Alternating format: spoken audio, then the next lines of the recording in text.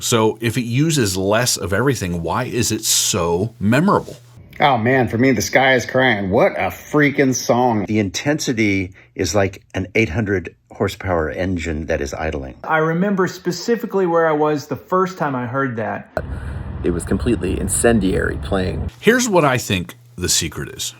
Welcome to part 2 of the SRV Sky is Crying blueprint. Thanks to everybody who watched and commented on the previous video. We looked at the history of the song, try and figure out where did Stevie Ray get the sound that he had on this recording. This one is all about why that version, recorded in 1985, the one that we all know, why I think it is so memorable and quite possibly one of the best blues recordings of all time. Let's get into it. I want you to close your eyes and imagine that you're in a club watching a fantastic band in a crowd of people who have been drinking and dancing for several hours. The energy in the room is electric, and then out of nowhere, the lead singer points to you and calls you up on stage. You walk through the crowd up onto the stage where the guitarist hands you his guitar. You hear the drummer give the 1, 2, 3 count, and then the singer belts out those 4 magic words. The sky is crying.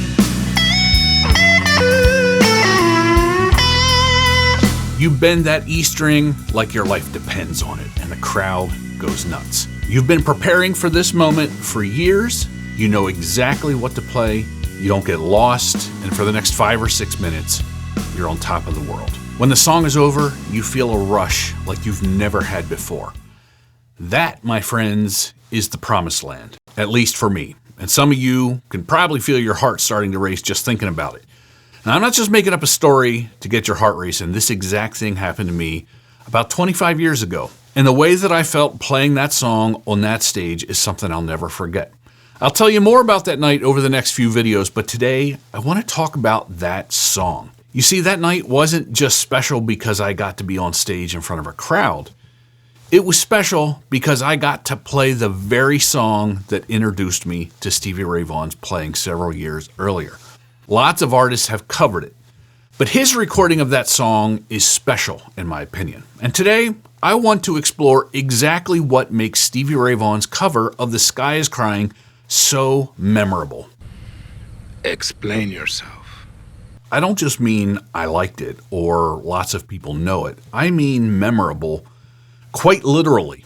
That recording is the first thing I heard from Stevie Ray Vaughan, and it created a core memory almost instantly. I can still remember exactly where I was, what I was doing, and who I was with the first time I heard that song. It was December 1995, and I was home from break after my first semester of college. I had only been playing guitar for a few months at that point. During the summers and on winter breaks, I worked at a professional audio company in their speaker department. Just off to the side of our department, there was a small, kind of claustrophobic room we called the boom room, because that is where every speaker we built had to be tested before it could be sent out on tour. When we weren't hearing audio sweeps or low frequency pulses coming from that room, we listened to music. And it was kind of cool to have your work background music be played through the world's best concert speakers all day. Now, during this winter break, the guy operating the boom room was a roadie named Matt, who was between tours. I don't remember anything else that Matt played during those few weeks, but I do remember what he played on that day. As I stood there working on some big speaker, I heard those 4 words cut through the air. The sky is crying, followed by the most intense guitar sound I had ever heard. I was frozen like a deer in headlights, trying to make sense of what was happening. Who is this and how does his guitar sound that way? When Matt walked by, I told him with great conviction, now that's how I want to play guitar. I then learned it was a guy named Stevie Ray Vaughan, and the rest is history. He played that entire album twice through that day, and whatever plans I had for my guitar playing when I came into work had changed by the time I left. Here's why I shared those 2 stories. The story about hearing the song for the first time represents the start of my journey with Stevie Ray Vaughan's music. At that time, I knew very little on guitar, and I was fumbling around aimlessly trying to play anything from Led Zeppelin to Slash to Clapton. I was just trying to make any kind of noise that sounded like music, and when I heard Stevie Ray Vaughan playing The Sky is Crying, all of a sudden, it was very clear which direction I needed to go. I had to get there. I was obsessed with learning how to make that sound. It's the only thing I cared about. Now, some of you can relate to that feeling. You can also probably relate to the frustration I felt because I could not make my fingers do that. I could see clearly where I wanted to go, but it felt like my feet were stuck in the mud and I couldn't move. So that memory, that is where I started. On the other end, the story about being called up on stage to play The Sky is Crying represents the point when I knew that I could do what I set out to do. I was able to play enough like Stevie Ray Vaughan that even when I was unexpectedly called up on stage in front of a crowd, I could relax enough to feel the music. I could make the guitar talk. I could channel what I was feeling as I played. Now, what happened in the years between those two stories is what this video series is about. That journey from having passion but feeling helpless to having that same passion but being able to really express it. That is my mission at Texas Blues Alley, to help other players reach that same destination where they can feel in control and use the guitar to express themselves. My measure of success is whether you are able to play your guitar well enough that you can relax and feel what you're playing. And in this video, I'm going to teach you a few things that I believe are special about that recording. But first, I'd like to bring on a few friends of mine. I reached out to some of my fellow teachers, guitar YouTubers, and some Stevie Ray Vaughan inspired players that I respect because I was curious what they would say if I asked them this question. All right, so here's my question. If you think about all of the slow blues songs that Stevie Ray Vaughan recorded, what makes his recording of The Sky is Crying so memorable? The responses I got back to that question were fascinating. So here's some of what they had to say. Oh man, for me, The Sky is Crying. What a freaking song. Like everything from, it's, you know what? It's actually just like the picture perfect example of that title. I remember specifically where I was the first time I heard that. And I can't say that about a lot of songs, but that one I remember because I was at a record store. And so I'm like looking through the records and I hear him belt into that song, The Sky is Crying. He does that great Stevie Ray vocal. First of all, I'm like hearing this going, wait, is there new Stevie Ray Vaughan stuff? When I first got into Stevie Ray Vaughan, I was probably 11 or 12 years old, and it was during the 90s. So, The Sky is Crying really jumped out at me as it was completely incendiary playing. It stuck with me for the last 20 years. I remember hearing that track when I was, I used to go shopping with my stepdad Mark, and I'd hear, we'd have that track on repeat. For me, what makes The Sky is Crying so special is this restraint with intensity that SRV has in the conversation with his guitar. The trade-offs and the call and response between him and his guitar. And the intensity is like an 800 horsepower engine that is idling. And it's going to start revving up later. And then he revs it up later. But you're waiting for that, and it builds the anticipation. His playing is so fiery and passionate. There's an aggression and an emotion in it, which, is always what made Stevie Ray Vaughan stand out amongst so many other guitar players is you can just feel this extra amount of angst. It's memorable because it takes all of the best elements of what Stevie Ray Vaughan does and sort of compiles them in one song. As a guitar player, the reason I love Sky is Crying is the same reason I love Tin Pan Alley. It's because it's in the best part of the neck. It's in B or C, depending on, how you tune your guitar. And I think we all can agree, this is the bullseye, right? This is in the middle of the string length. It's when it's the slinkiest. It's when you have the most overtones. I think a better question is almost like, what is not memorable about the SRV recording of The Sky is Crying? There's so much amazing stuff in there. The tone, of course. But for me, it was the vibrato. I was just always amazed with it. And it really made me dig into getting into really controlled vibrato like him and really spending a lot of time on it. So the word that keeps coming to mind, not only for The Sky is Crying, but for plenty of his other performances, is intention. And particularly in this song, you can hear the intent behind the notes. Like I said, he does it in virtually every note he plays, but a slow blues like this one has loads of meaningful notes. I never heard Stevie Ray Vaughan play anything that didn't sound like it was exactly what was on his mind at the moment. And I think with the beauty of a slow blues like this is that you have time to make your intention known. And Stevie Ray Vaughan did that, and he also did it with kind of the same vocabulary he used in a lot of other songs and solos. But when you're really hammering it home and putting a period at the end of those sentences, it's undeniable, and that's what I love about his playing and what moved me when I first picked up the guitar. To me, personally, it's actually the absence of vibrato at key moments. There are times when either it's a held note or often it's a bent note, and Stevie will hit that note and bend it and not vibrato it.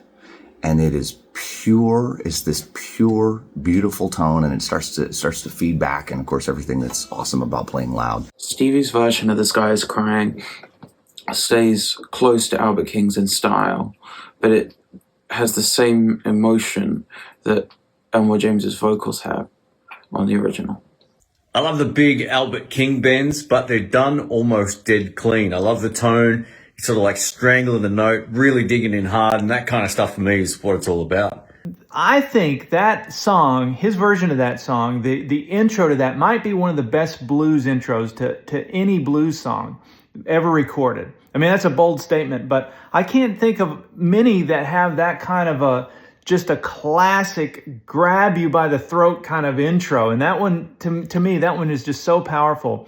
Okay, so the thing for me that makes The Sky is Crying so memorable by Stevie is just that tone that cuts through like an absolute knife. The other thing about it I love is it's one of the best recordings of his guitar in a room I've ever heard. There's enough space in the track where you really hear the room. The sound and the production of the whole track, it's perfect. It's just the top of the mountain as far as like you're playing electric guitar. This is the best spot on the electric guitar, and you're watching Stevie Ray Vaughan do what you can only do on an electric guitar. At that age, I was only just starting to learn chords, and I was still driven to learn SRV's style, and it gave me something to really shoot for. Saying the lyric crying so much somehow connects with the playing. The sky is crying. So he's literally, it's almost this lyric is enforcing or reinforcing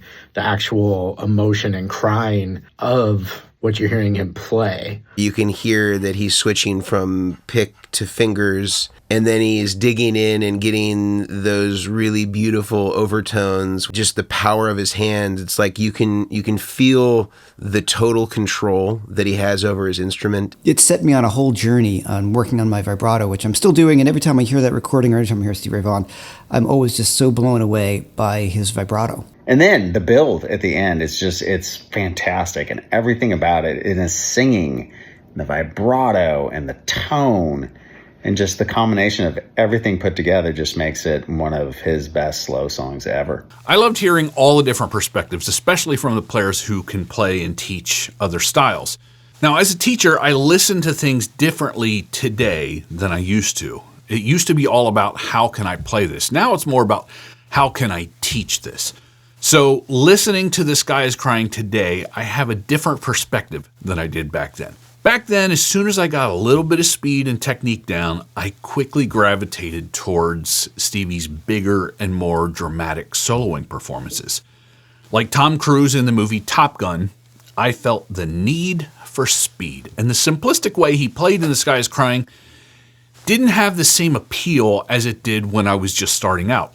Now, I still love the song, I always have, but as a player, I kind of looked down on it as basic or easy.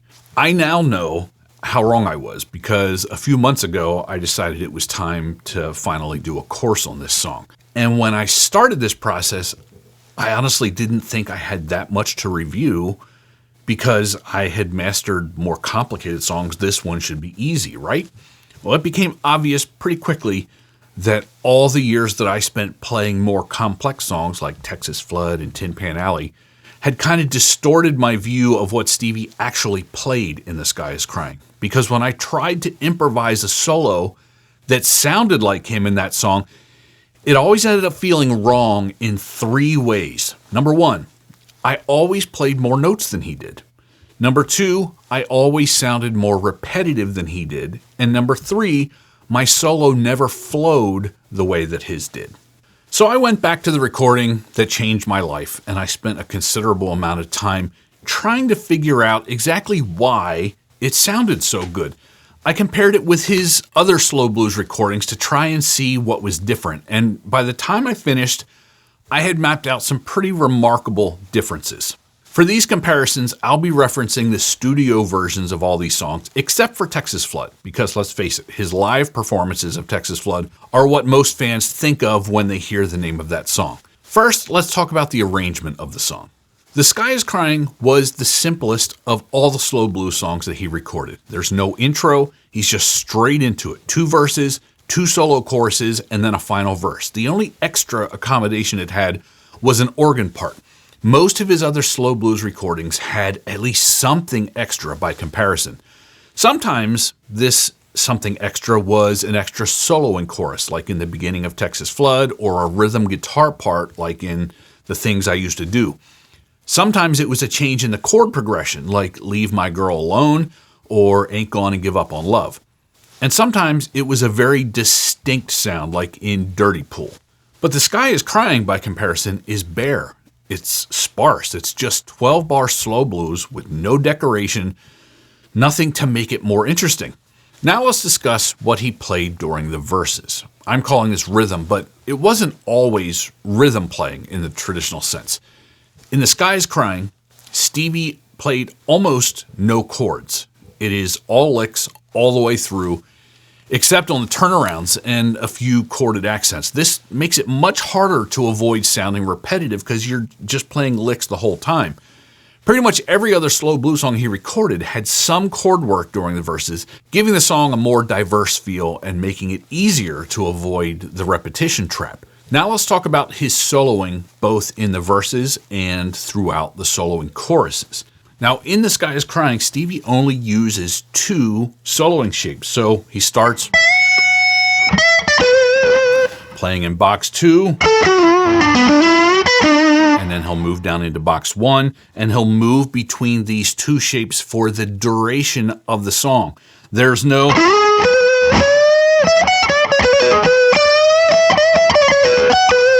box 3 goodness in there,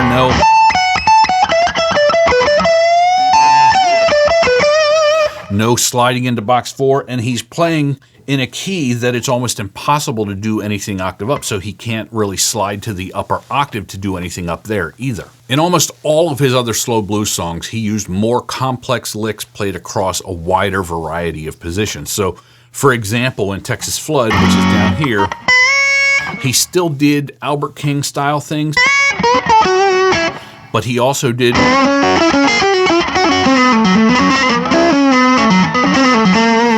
faster things in box 1, and sometimes he would incorporate box 3. Sometimes when he was approaching the 5 chord, he'd use the sliding box 1.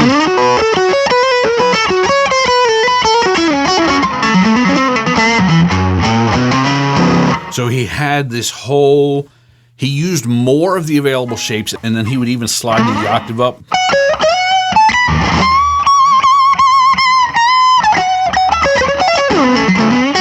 So he, especially in the live performances, he used the full array of things that he had available.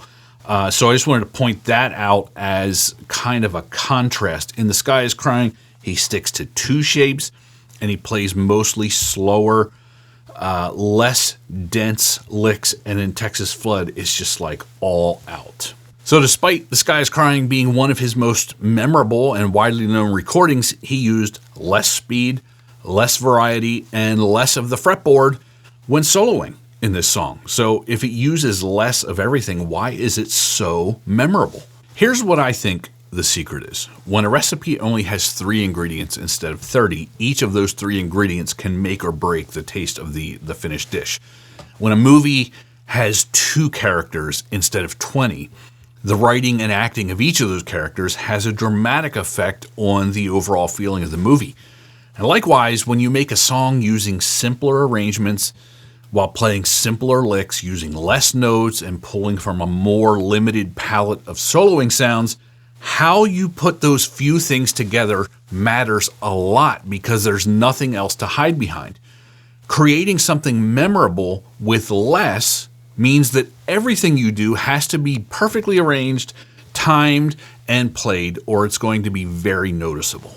What's even more amazing to me is that Stevie was capable of doing so much more, but in that take of the song, he played with, I'm guessing, maybe 20% of his ability. He threw out all but 2 of the soloing positions he knew, and within those constraints, he threaded the needle perfectly with licks that are put together in a way that takes you on a journey and keeps you wanting more. In my opinion, that's what makes it memorable. Simple licks within a simple arrangement, phrased together perfectly and played with his controlled power. In my next video, I'm going to talk about that journey that I spoke of, and I'm going to look more closely at what's needed to make it happen. So watch for that video in a couple of days, and please leave any comments or questions you have about this video. I'll respond to as many as I can, and I'll see you next time.